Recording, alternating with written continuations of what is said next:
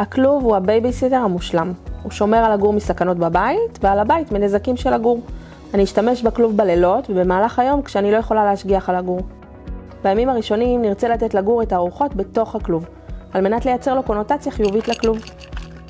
אצל רוב הגורים, עצם ההרגשה שיש איתה מישהו בחדר מקלה על השהייה בכלוב. לכן אני אמקם אותו בחדר השינה וזה יקל על ההרגלה אליו.